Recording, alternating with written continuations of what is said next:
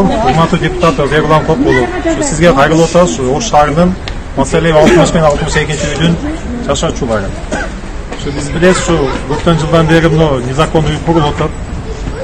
Бизге мындай ыңгайсыз жаратат бул домчу. Каржаганда, жаңы кышындасы, анан кийин бул жерден бул негизи өзү мыйзамдуу салынып атканын билебиз. Көптөн жылдан беричи. Мыйзамсыз. Ушуга бир мындай законный чегинде чечип берсеңиз жакшы болот эле. Акыры мындай мыйзамдуу мамлекетте жашап атабыз деген ойду айтып атам. Саламатсызбы, урматтуу депутат Эрлан Кокулов. Сиздерге чоңдон-чоң рахмат ушу келип биздин көйгөйүбүздү эме кылып бергениңизге. Мына мыйзамсыз салынып аткан үйдүн көйгөйү 5 жылдан болуп атат. Бул бузулуп, жогорку соттон бери утулуп, буну өз кабылына келсин деп детсадтын ордуна түшкөн домду ушуну өзүнүн снос кылып, жогорку соттун чечимин аткарылсын деп. Ошону талап кылабыз. Урматтуу биздин депутат элдин үнүн жеткирет деп сизге ишенип атабыз. Сиз келгениңизден кийин курулуш токтоп калды. Эми ушул жерде бейбечара элдердин баары жашап атат. Эртеңки келечектеги балдарыбыздын дагы тагдыры депутаттардын колдо болуп атат да. Ошондуктан ушул элдин үнүн угуп, ушул үйдү бузуп, сноско чыгарып, бул жерге садик детсад кылып калып берүүңүздү суранабыз. Ассаламу алейкум, урматтуу көрүүчүлөр. Азыр биз Ош шаарында бир мыйзамсыз курулуш боюнча келгенбиз. Бул жака элдер чогулушкан. Анан депутат, Жогорку кеңештин депутаты Эрлан Кокулов дагы бул жака келет. Анан мыйзамсыз курулуштар жөнүндө азыр аябай ызычуу болуп атпайбы Кыргызстанда? Ушундай көрүнүштөрдүн бирин бир аз жартып бергенге аракет кылабыз. Калганын Эрлан Кокулов келген учурда көрөбүз чогуу. Буйруса биз менен болуп туруңуздар, жагдайлар жана алдыда.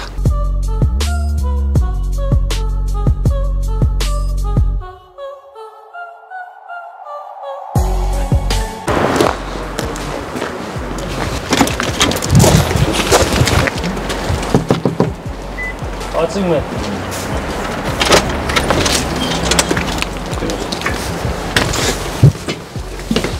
Мон көрдүңөрбү? Мындай мунда тешилген экен да, муяка чейинчи. Тешилип туруп анан кайра апалап коюп туруп тет жерин заливать этишкен. Неме заливать эткен немеси турат, бурчучу.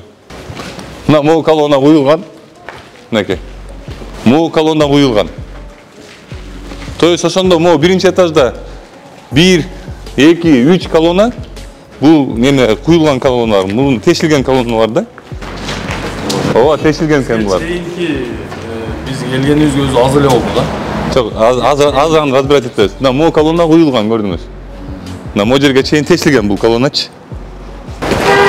Мында жаап коюшкан, бул эмнеге куюлбаган белгисиз. Мына монда тешилген да булчу. Колонналар.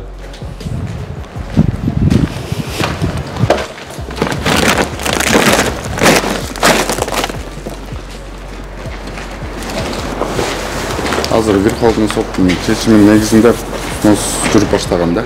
Могу 2018-жылы болгон нерсе туурабы? Iya, 2019 болгон. Мына кирпич төгүп, көчөнүн менен келсем, кирпичтерди ташып, могу жерде строительный жумуштар жүрүп атат. Строительдерди көчөнүн менен тартып кеткен, строительдерде жүргөн бул жердечи. Мен строитель эмесмин. Бирок мон салса болуп кеткенин мен көрүп турам. Булар мончу заливать этип туруп, анан ушул үйдү сатканчат буларчы. Бул боюнча сот иштери дагы жүрүп жатат. Верховный соттун решениясы городской соттон отмена болгондо кайра жаңы жагдайлар менен. Строитель ким бизде өзү? Баке, сиз кайсы сферадасыз? Биргесиңерби? Могу эмне болот? Бул болобу негизи? Болбойт, конечно, но канча этаж здание бул? чечимин утуп атабыз да. Бул 13 этаж. 13 этаж здание экен. 13 этаж зданиянын биринчи, экинчи этажында мындайча айтканда общим счетом 7 колонна немеге жооп бербейт. Нормага жооп бербейт. 7 колонна. Бирок ошого карабастан моякта стройка жүрүп атат. Сот болот да, эмне болуп атат? Стройка жүрүп атат. Мына көрүп атасыз, кирпичтер төгүлгөн. Кирпичтер ташып атат. Тетакта кийим сийимдери бар. Азыр мен көрсөтөм неме рабочийлердинчи. Муну ким көзөмөлдөш керек өзү? Көзөмөлдөп атабыз. Ошунча светтин суусун өчүргөнгө каттар жөнөтүп атабыз. мыйзамдан чогуу токтотуп атабыз. Канчанчы жылдан бери ошентип атасың? Эми сот 2018-жылдан бери жүрүп келатат. 5 жылдан бeri сот жүрүп атат демек. Туура? 5 жылдан бeri ушул жердин свети менен суусун өчүрө албай атасыңарбы?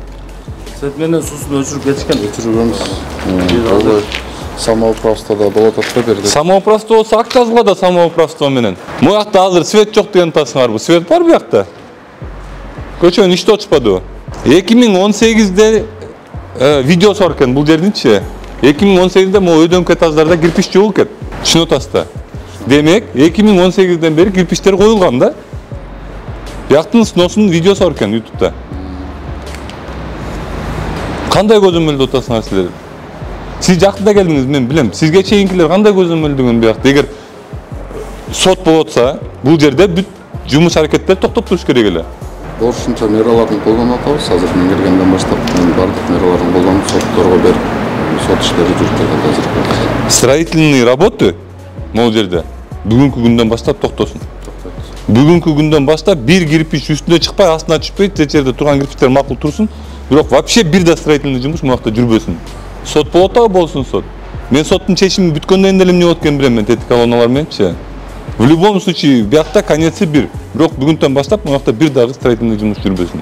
Болушунча жумуш алып барабыз. Мен болушунча эмес, бул силердин көзөмөлүңөр бул. Кандай болушунча? Конкретно айтып атам мен силерге. Могу жерде строительный жумуш жүрбөсүн. Көчөнүн мен келсем, биякта укмуш эле жумуш жүрүп аткан. Силер 1 сааттан кийин келебиз дедиңер, силер 1 саат келгичекти биякта элдердин баары тарап жабып кетип калыптыр көчөнүн бул эме объектичи. Объектти көзөмөлдөгөндө свет жагынан, суу жагынан көзөмөлдөөгө басыңар дагы объекттин хозяиндери келгенге, жоопкерчиликтүү адамдар келгенге иш-чара көргүлө да. Мына ушул жерде көчөнүн кийинип, неме толуп, мына иштеп отурган бүт баары илинип турат, туурабы? Мен калп айтып берем. Мына строительный немелери турат, мына кийимдери турат. Таптаза. Канчадан бери предписание берип жатабыз, элчилик укпай атасыңар да. Прокуратурага да бардык жагына кайрылып атабыз. Сиз мага да кайрылыңыз. Эгер дагы ушундайдын ары улана бере турган болсо, ким көзөмөлдөп өтөт? Ким силерге жумушуңарды алып барганга тоскоолдук кылып атат? Мага кайрылыңыз, түз эле. Келебиз, чечебиз. Эмне себептен андай болуп атканын. Бирок бүгүнтөн баштап могу жерде стройка токтойт. Токтойт. Соттун чечиминен көрөбүз аны дагычы. Бирок стройка бүгүнтөн баштап токтойт бул жерде. Жарайт, каралат. Түшүнөсүзбү? Рахмат.